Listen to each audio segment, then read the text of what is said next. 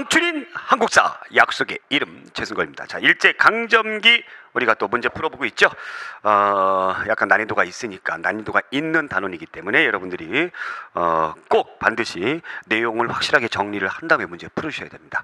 안 그러면은 문제 푸는 의미가 없어요. 자, 그러면 21번부터 들어가 보도록 하겠습니다. 자, 오늘은 제목이 이제 뜨네. 21번부터 40번까지 풀어봅니다. 21번. 다음 파리로 개최된 기억에 대한 설명으로 옳은 것은 베이징 방면의 인사는 분열을 통탄하며 통일을 촉진하는 단체를 출현시키고 상하이 일대의 인사는 이를 고려하여 개혁을 제창하고 있다. 근본적 대해결로서 통일적 제조를 꾀하여 독립운동의 신국면을 타개하려고 하면은 다만 민의뿐이므로 이에 기억의 소집을 제창한다. 기억의 소집을 제창한다. 자, 이게 바로 뭘까요?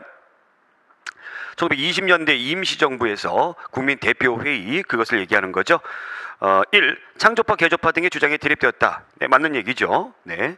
2. 한국국민당을 통한 정당 정치가 실시가 결정되었다.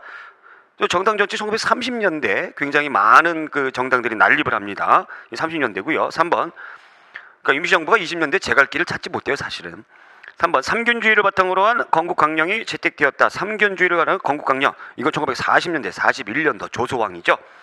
4번. 파리 강화에 의해 김규식을 파견하는 것이 논의되었다. 이것은 임시정부 수립 전입니다. 임시정부 수립 전. 네, 그래서 정답은 1번. 자, 22번. 미추진 이곳에서 전개된 민족운동으로 옳은 것은 1903년 우리나라 공식 이민단이 이곳에 도착하였다. 이주 노동자들은 사탕수수 농장, 개간사업장, 철도공사장 등에서 일하며 한인사회를 형성하여 갔다. 노동이민과 함께 결혼에 의한 사진이 있었나 봐요. 네. 결혼에 의한 부녀자들의 사진을 먼저 보고, 네, 그런 결혼이죠. 부녀자들의 이민도 이루어졌다. 또한 한인 합성협회 등과 같은 한인 단체가 결성되었다. 미국 어딜까요? 미국 하와이를 얘기합니다. 하와이. 독립운동 기지는 한흥동이 건설되었다. 이것은 이제 만주 지역이죠. 북만주. 2번 독립운동 단체는 권업회. 지난 시간에 우리가 공부했던 연해주 지역이고요. 자체 행정기관은 경학사와 부민단이 만들어졌다. 이것은 이제 남만주 삼원보죠. 만주 지역이죠. 군사양성기관인 대조선 국민군단이 창설되었다. 네, 이런 내용이 있었습니다. 이런 내용이 있었습니다. 사실 이제 우리나라 그 옛날 선조들이 뭐 미국이라든가 또 여기 하와이 이런 데 가서 그 정말 죽을 고생하면서 일을 하셨음에도 불구하고 이러한 활동들을 열심히 하셨다는 데에 우리가 정말 이 가슴 깊이 어떤 그 감동과 더불어서 존경심을 가지고 있어야 되죠. 자, 23번 볼게요. 다음 주장을 한 인물에 대한 설명으로 옳은 것은 계급투쟁은 민족 내부 분열을 초래할 것이며 민족 내쟁은 필연적으로 민족의 약화에 따르는 다른 민족으로부터의 수모를 초래할 것이다. 계급투쟁의 길은 우리가 반드시 취해야 할 필요는 없고 민족 균등이 실현되는 날 그것은 자연 해소되는 문제다. 이 세계적 기운과 민족적 요청에서 민족사관을 출발하는 것이며 민족사는 그 향로와 방법을 명백하게 과학적으로 지시하여야 할 것이다. 조선 민족사 개론에 나와 있습니다. 조선 민족사 개론에 여기 분명히 나와 있습니다. 명백하게 과학적으로. 이게 뭐죠? 진단학회죠. 진단학회. 예, 실증지 진단학회. 1. 조선 상고서와 조선사 연구초를 저술하였다. 신초 선생님이죠. 신초 선생님. 그래서 신초 선생님이 했던 그 유명한 그 주장이 하나 있죠. 묘총의 서경천도 운동. 그렇죠? 묘총의 서경천도 운동. 그래서 고려의 역사에 대해서 안타까운 부분을 지적한 부분이 있는데, 그래서 신초 선생님이 조선 이 옛날 상고사 우리나라 역사에 아주 오래된 옛날 역사에 관심을 많이 가지고 계셨어요. 자, 그 다음에 대동사상을 수용한 유교 구신론. 유교가 구신, 새로운 것을 추진해야 된다. 우리나라의 대표적인 유학자이기도 하면서 역사학자죠. 박은식 선생님입니다. 3번 진단학보를 발간한 진단학계의 발기인으로 활동하였다. 그렇죠? 네, 손진태, 이병도 이런 사람들 나중에 좀 약간의 비판을 받아요. 이 사람들이 그 식민주의 사관을 좀 어느 정도 옹호했던 부분들, 이런 부분이 비난을 받기도 합니다. 4번 5천년간 조선의 얼이라는 글을 동아일보에 연재하였다. 이게 정인보죠. 얼사상이죠. 정인보 선생님. 그래서 진단학계 정답 3번 고르시면 되고요. 진단이란 말은 이 단군의 나라다. 단군의 나라다라는 뜻입니다. 24번 1910년대 일제의 지배 정책으로 옳지 않은 것은 7급 문제죠. 1. 농공은행을 1910년대입니다. 1910년대 그렇죠? 농공은행을 조선식산은행으로 개편했다. 네, 10년대. 계몽운동을 주도한 황성신문 폐간됩니다. 폐간. 1910년 10년에. 그래서 1910년 8월에 우리가 국권을 완전히 빼앗기고 나서 언론 출판 집회 결사 완전히 못하잖아요. 그러니까 황성신문도 폐간. 3번 총독의 자문기관인 중추원 역시 1910년대죠. 예, 10월 달에. 4번 일본인 업자에게 특혜를 준 연초 전매령 이거 1920년대입니다. 1920년대 1921년도 있었는데 일본인 업자에게 사업자에게 특혜를 준 연초 전매령 이렇게 이해를 해주셔야 돼요. 연초라는 건 뭐 담배고 1910년대에는 그 우리나라 사람들이 회사를 설립을 못하게 하기 위해서 회사령을 허가제로 했죠. 근데 이제 문제가 발생을 했어요. 어떤 문제가 발생합니까? 일본인 사람이 조선에 회사를 세우고 싶어 하는데 이 회사령 때문에 허가받기가 굉장히 힘들더라. 그래서 일본인이 회사를 세우는 것을 쉽게 하기 위해서 1920년대는 어떻게 합니까? 회사령을 신고제로 바꾸는 거죠. 그래서 일본인 사업자가 우리나라에게 들어올 수 있었던 것은 바로 1920년대입니다. 이 정답은 4번. 자, 25번. 다음 선언으로 결성된 단체에 대한 설명으로 옳은 것은 민족주의적 세력에 대해서는 그 부르주아 민주주의 성질을 분명히 인식함과 동시에 과정상의 동맹자적 성질도 충분히 승인하여 그것이 타락하지 않는 한 적극적으로 제휴하여 대중의 이익을 위해서도 종래의 소극적인 태도를 버리고 싸워야 할 것이다. 이렇게 됐습니다. 민족주의 세력에 대해서는 동맹자적인 성질이 충분히 있으면 같이 손을 잡는다. 이게 누구의 주장이냐면 누구의 주장일까요? 공산주의자들의 주장이죠. 그래서 1920년대에 사회주의 사상이 우리나라에 들어오게 되면서 원래 계급투쟁, 그러니까 민족주의자들 얘네들 별로 안 좋아했어요. 왜냐하면 부르주아기 때문에. 그래서 손을 안 잡았는데 1925년에 일본 애들이 뭐를 했죠?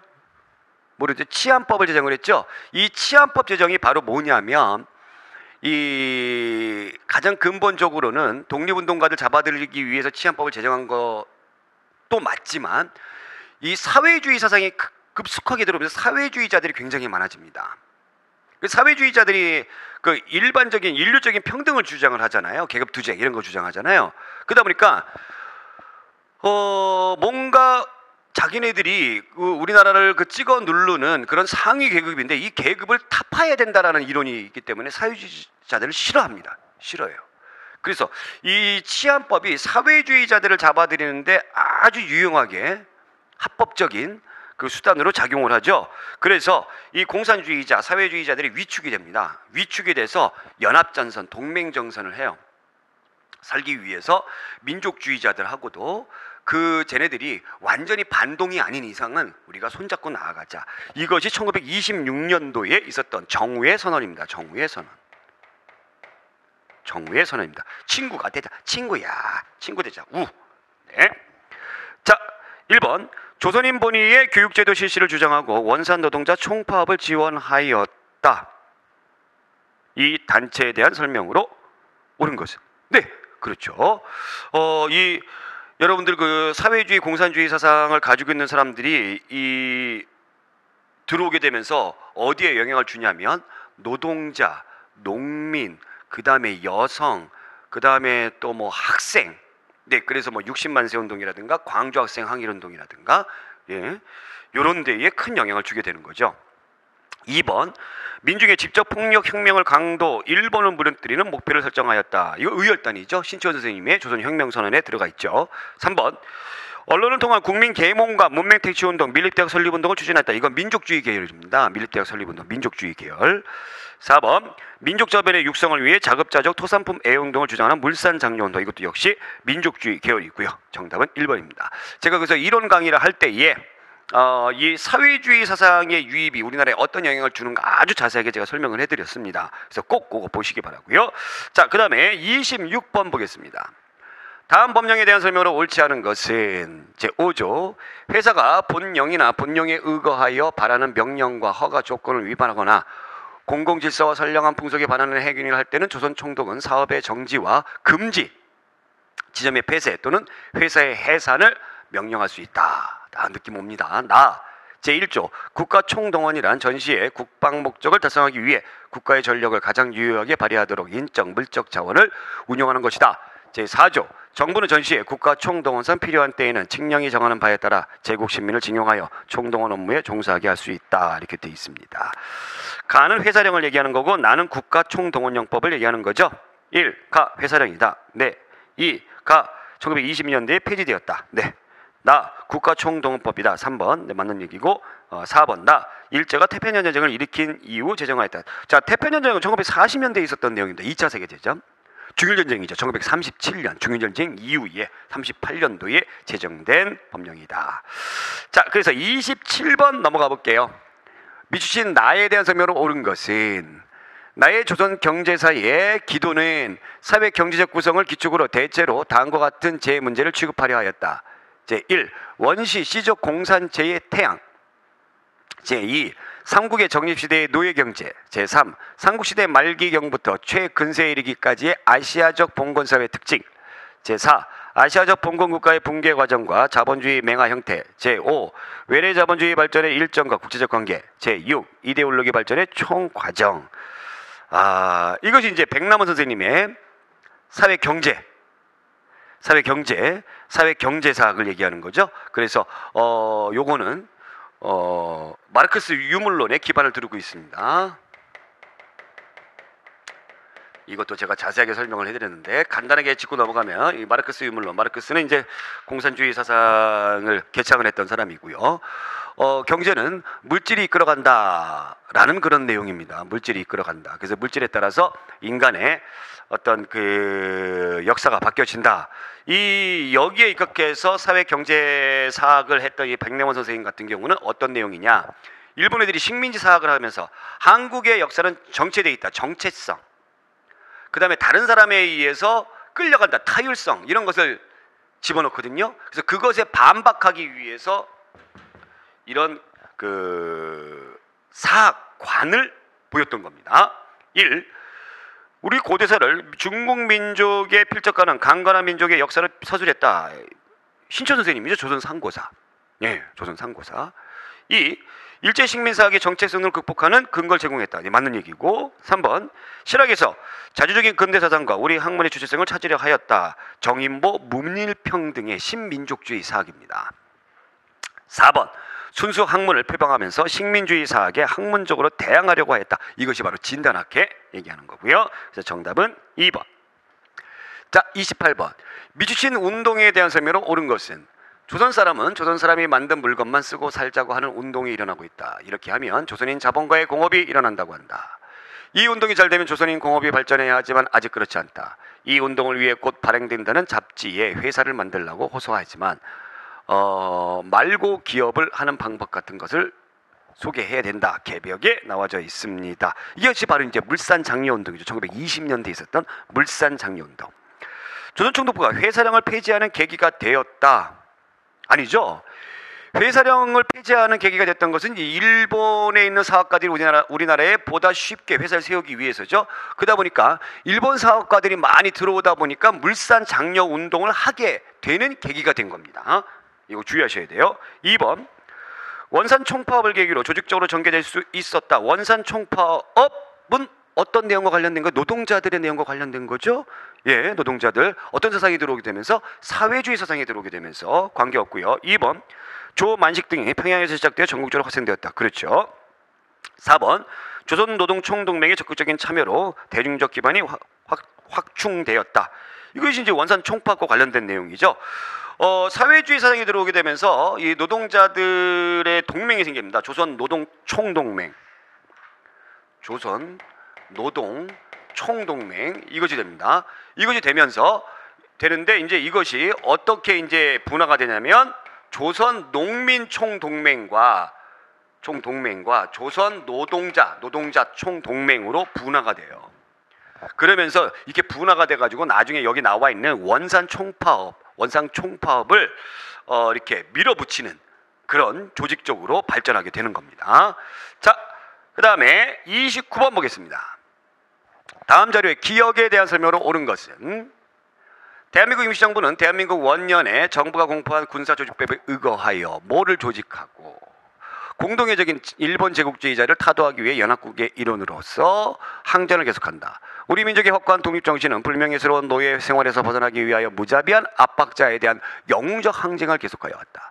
이때 우리는 큰 희망을 갖고 우리 조국의 독립을 위해 우리의 전투력을 강화할 시기가 왔다고 확신한다.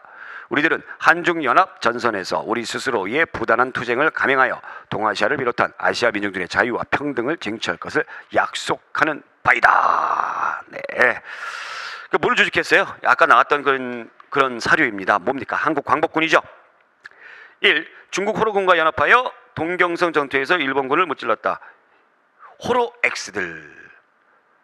독립군이 지청천의 한국 독립군이죠. 2번. 조선 의용대 병력을 일부 흡수하여 조직을 강화하였다. 네, 맞죠? 김원봉의 조선 의용대가 이렇게 들어가잖아요. 3번. 양세봉의 지휘하에 중국군과 연합정선을 전개했다. 양세봉의 조선 혁명군을 얘기하는 거고요. 4번. 조선 광복회 국내 조직의 도움을 받아 국내 진입작전을 시도하였다. 이것은 김일성의 지하 조직입니다. 조선 광복회는.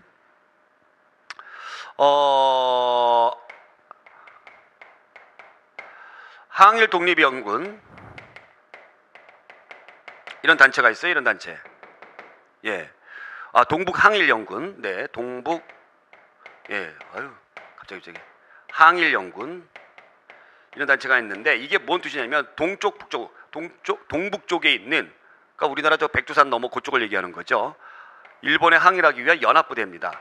이 연합부대가 우리나라의 공산당, 우리나라의 공산주의 사상을 가지고 있는 사람하고 중국에 있는 공산주의 사상을 가지고 있는 사람하고 같이 있었어요. 같이 활동을 했어요.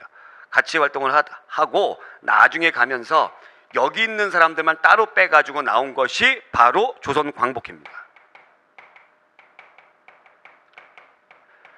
근데 얘네들은 이 어떤 군대의 규모라고 보다는 유격대라고 보시면 돼요. 유격대.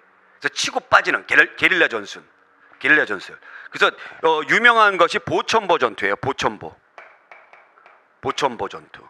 이 보천보 전투에서 김일성이 알려지게 되는 계기가 되는 거죠. 1930년대에 김일성이 알려지게 되는. 근데 중일전쟁이 일으키고 나서 이제 설 자리가 없어요. 그래서 김일성이 어디로 갑니까? 소련 땅으로 넘어가요. 소련 땅으로 넘어가고 40년대 활동을 안 해요. 활동을 안 하다가 우리가 광복을 하면서 소련군과 함께 김일성이 들어오게 됩니다. 이것도 잘 챙겨두시기 바라요. 정답 2번. 자, 30번. 기역 조직에 대한 설명으로 옳은 것은 1922년 3월 중국 상하이에서 기역이 일본 육군 대장 타나카 기이치를 암살하고자 한 사건이 발생했다. 이때 체포된 독립운동가들은 일본 경찰에 인도되어 신문을 받게 되었는데 그 신문 과정에서 기역에 속한 김익상이 1921년 9월 조선 총독부 건물에 폭탄을 던진 의거의 당사자라는 사실이 밝혀졌다. 의용대죠, 의용대. 네, 의용대. 의열단이죠. 1. 공화주의를 주장하는 내용의 대동단결선을 작성해 발표했다. 신화혁명당이죠. 신규식, 박은식, 신채호 선생님. 아까 지난번에 나왔던 부분이고요. 2번. 이 조직에 속한 이봉창이 일왕에 탄 마차에 맹렬한 폭탄을 던졌다. 이봉창은 뭐예요? 한인애국당이죠. 김구 선생님이 만든 한인애국당. 3번. 일부 구성원은 황푸군관학교에 보내 군사훈련을 받도록 했다. 의열단을 김원봉이 만들었죠. 네, 의열 조직입니다. 그래서 이 조직이 어느 정도 좀 커지자 이제 군대를 만들 꿈을 꿔요. 군대. 이 김원봉 선생님이. 그래서 조선혁명 간부 학교 맨 처음에는 이제 황푸군관학교, 여기 나와 있는 황푸군관학교. 이게 중국에 있는 그 장교를 양성하는 곳이잖아요. 그래서 여기에서 이제 어느 정도 교육을 받은 다음에 조선혁명 간부학교를 만들어요. 조선혁명 간부학교를 만들어요. 이걸 만들어요. 자체적으로 만든 겁니다. 김호범 선생님이. 조선혁명 간부학교를 만들어서 이 조직을 구성원을 해가지고 바로 뭐를 하게 되는 겁니까? 거기 조선민족혁명당을 하게 되는 거예요. 조선민족혁명당.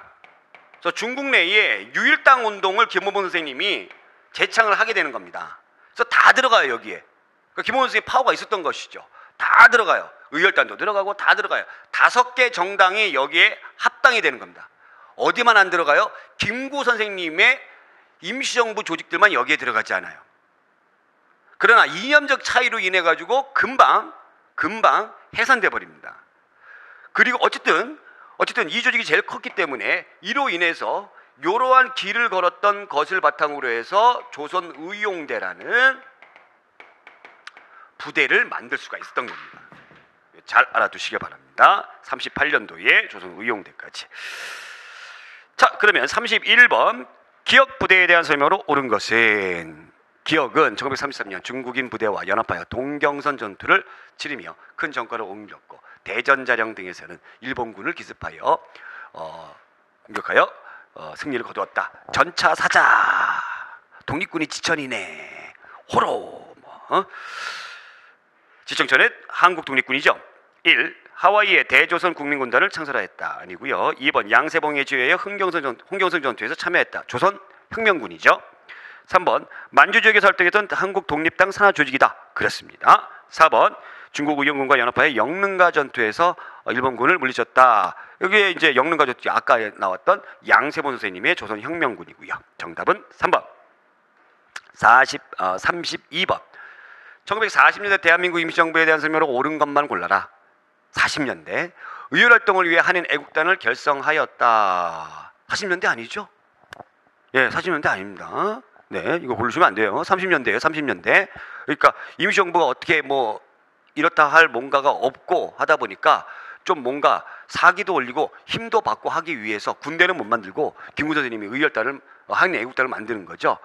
삼균주의를 바탕으로 한 건국강령 40년대 이거 있었죠. 조소왕 선생님의. 그 다음에 대일선전포고라고 연합군과 합동작전 맞죠.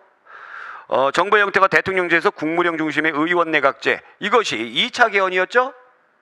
그죠? 2차 개헌이었죠. 누가? 박은희 선생님이 대통령이 되는 2차 개헌입니다. 1920년대의 내용이고요. 그래서 니은과 디귿 3번 골라주시면 되겠습니다. 자, 33번. 미추신 이 단체에 대한 설명으로 옳은 것은 1930년대 일제의 중국 침략이 본격화되자 중국 본토에서 활동하던 독립운동 단체들은 좌우의 대립을 지향하고 민족연합전선을 형성하기 위해 상하이에서 한국 대일 전선 통일 동맹을 결성하고 민족 유일당 건설을 제창하였다. 이에 여러 단체의 인사들이 난징에서 회의를 열고 이 단체를 창건하였다. 이는 단순한 여러 단체의 동맹이 아니라 단일 정당을 형성한 것이다. 이것이 이제 아까 얘기했던 김원봉의 조선 민족혁명당을 얘기하는 겁니다. 1. 창설 당시 김구는 참여하지 않았다. 네, 맞고요. 2. 동북 한일 영군을 산하의 군사 조직으로 두었다. 아니죠. 예, 전혀 관계가 없습니다. 동북 한일 영군과 관련된 건 누구예요? 김일성. 그 다음에 3번 지천청 조소왕 등의 독주로 김원봉이 탈퇴하였다. 아닙니다. 지청청 조소왕이 탈퇴합니다. 4번 한국독립당, 한국국민당, 조선혁명당 3당의 통합으로 아까 제가 잠깐 말씀드렸지만 5개의 당입니다. 5당입니다. 당을 무조건 다 외울 필요 없어요. 5개의 당이다라는 것만 기억해 두시기 돼요. 자, 그래서 정답은 1번. 자, 34번.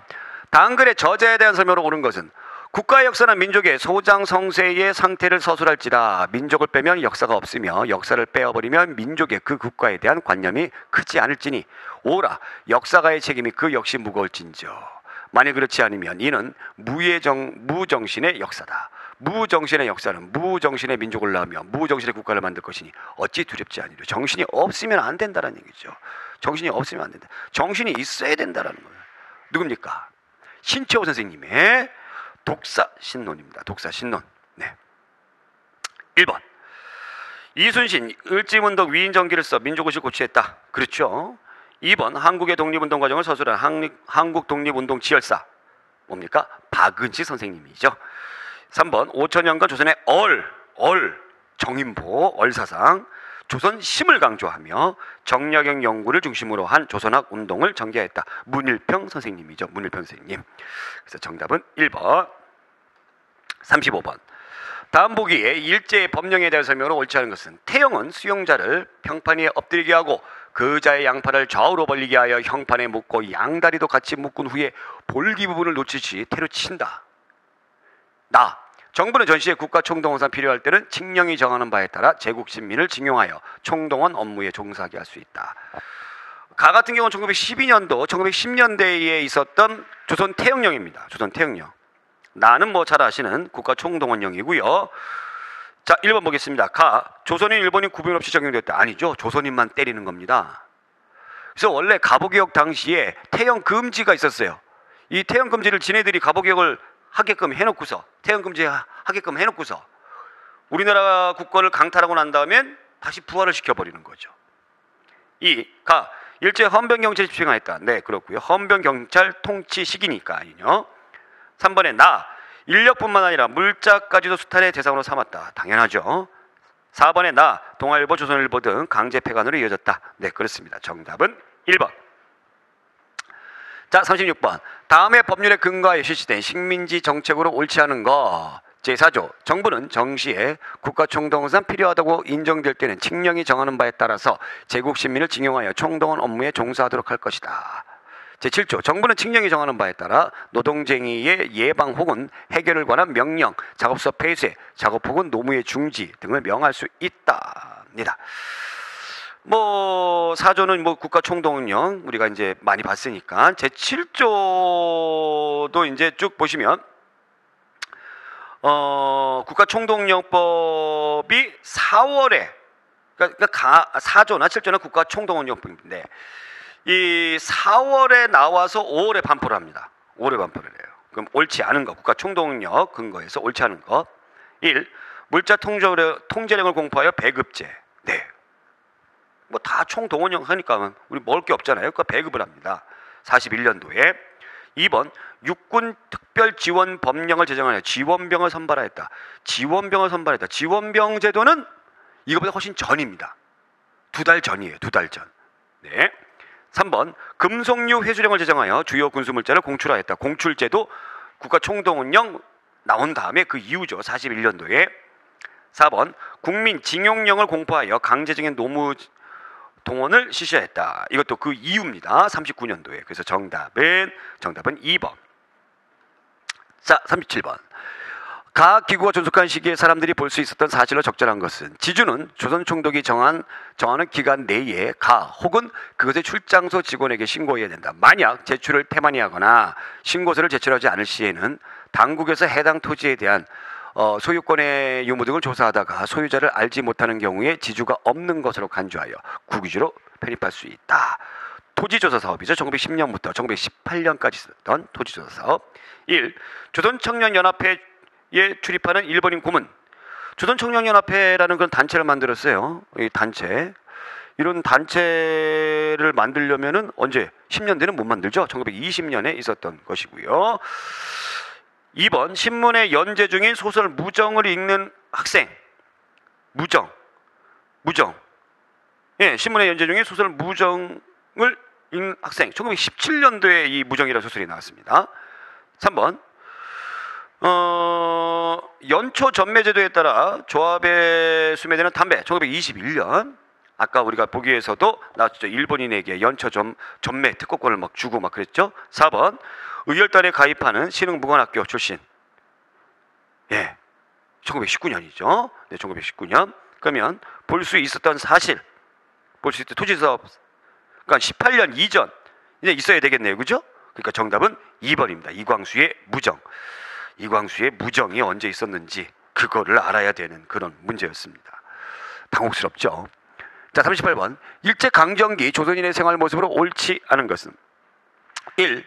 도시 외곽의 토막촌에는 빈민이 살았다. 네, 그렇습니다. 도시 외곽 쪽에, 도시 안쪽으로는 좀 비싸니까 못 들어가죠. 그러니까 이 판자 쪽집 같은 거 막 이렇게 짓고, 그래서 이것이 이제 유래가 돼서 뭐 달동네다라는 그런 말이 생겨나게 됐죠. 2번. 번화가에서 최신 유행의 모던걸과 모던보이가 활동하였다. 그렇습니다. 번화가에서 뭐 명동이라든가 이런데 뭐 종로라든가 1920년대에 보였던 모습이고요. 3번. 몸빼를 입은 여성들이 근로보국대에서 강제 노동을 하였다. 일본이 이제 전쟁을 하던 1930년대 이후에 우리나라 여성들에게 일하기 편하게 하기 위해서 몸빼라는 것을 입게 했습니다. 4번. 상류층이 한식주택을 2층으로 개량한 영단주택에 모여 살았다. 이것도 이제 영단주택이라는 것도 일제 강점기 때 있었던 건데, 영단주택.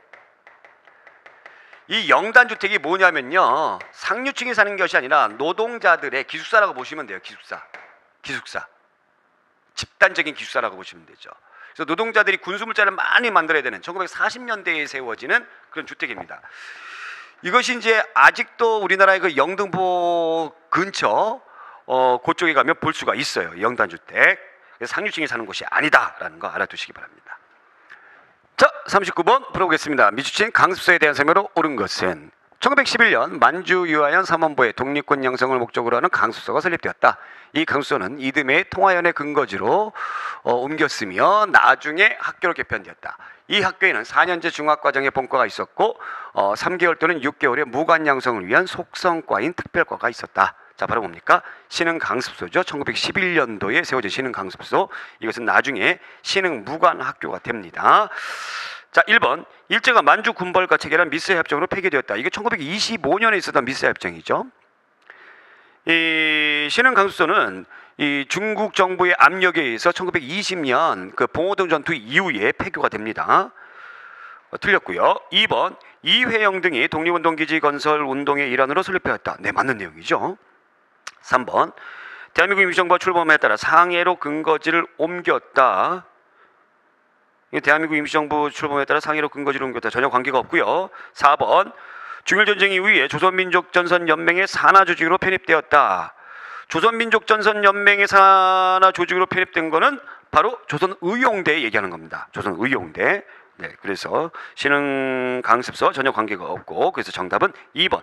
요거 정답이 오류가 났어요. 정답이 오타가 난 것 같은데 2번으로 정답해 주시기 바랍니다. 자, 그 다음에 40번 문제 볼게요. 다음 인물의 활동으로 옳은 것은 1878년 평남 강서군 출생, 독립대표 활동, 점진학교, 신민의 조직, 국민대표회의 참여, 투어 끝에 1938년도에 돌아가셨습니다. 누굴까요, 여러분들? 네, 안차원 선생님이죠. 안차원 선생님. 1. 흥사단을 조직했다. 네, 그렇죠. 2. 한인애국단, 김구 선생님이죠. 3. 헤이그 특사. 헤이그 특사는 3명이죠. 이준, 이상설, 이위종. 이 가운데서 독립운동을 활발하게 전개했던 사람은 바로 이상선 선생님. 연해주역에서 활동을 했습니다. 대한매일신보에 독사신론 연재했다. 신채호 선생님이죠. 그래서 정답 1번 골라주시면 되겠습니다. 자, 이렇게 해서 우리가 일제강점기 시대 40번까지 풀어봤고요. 다음 시간에 41번부터 60번까지도 힘차게 달려보도록 하겠습니다.